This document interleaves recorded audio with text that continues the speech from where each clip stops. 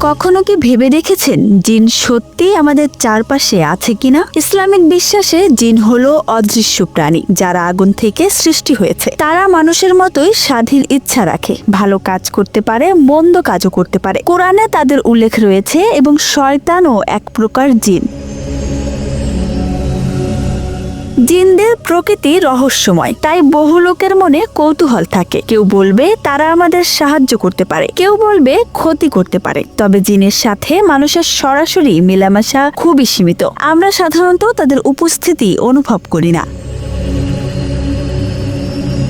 আর এখন যে বিষয়টা আসে সেটি হলো সবসময়ে মানুষের কল্পনা ও ভয়কে প্রভাবিত করে কালো জাদু বা জাদুকরী প্রভাব। অনেক গল্পে মানুষ বিশ্বাস করে যে জিনদের মাধ্যমে ক্ষতি করা সম্ভব, কিন্তু বাস্তবতা অনেকটা ভিন্ন। কালো জাদু বা তাবিজের জোর মানুষের মনস্তাত্ত্বিক প্রভাবের কারণে বেশি কাজ করে। আমাদের ভয়, বিশ্বাস, অবিশ্বাস এবং অজ্ঞতা অনেক সময়ে ঘটায় এমন ঘটনা যা রহস্যময় মনে হয়। ইসলামের নির্দেশ আছে জিনের ক্ষতিকারক প্রভাব থেকে বাঁচার জন্য দোয়া করা, কোরআনের আয়াত পাঠ করা এবং আল্লাহর কাছে আশ্রয় চাওয়া। এছাড়া মানুষের সচেতনতা, জ্ঞান এবং যুক্তি আমাদেরকে অযথা ভয়ের হাত থেকে রক্ষা করতে পারে। বিজ্ঞান এই সব কিছু প্রমাণ করতে পারে না। কিছু লোককথা ও অভিজ্ঞতা দেখায় কিছু সত্যের ছায়া আছে।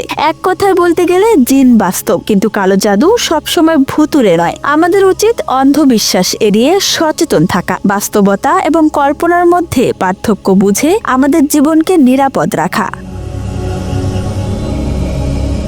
জিনের রহস্যময়তা আমাদের মনে করিয়ে দেয় এই দুনিয়া শুধু দৃশ্যমান জিনিসেই সীমাবদ্ধ নয়। তবে ভয়ের জায়গা সবসময় যুক্তি, ধর্মীয় নির্দেশনা এবং সচেতনতার সঙ্গে যাচাই করা উচিত। কারণ ভয় কখনো বাস্তবকে ঢেকে দিতে পারে এবং অজানা জিনিসকে অতিরিক্ত বড় করে দেখাতে পারে।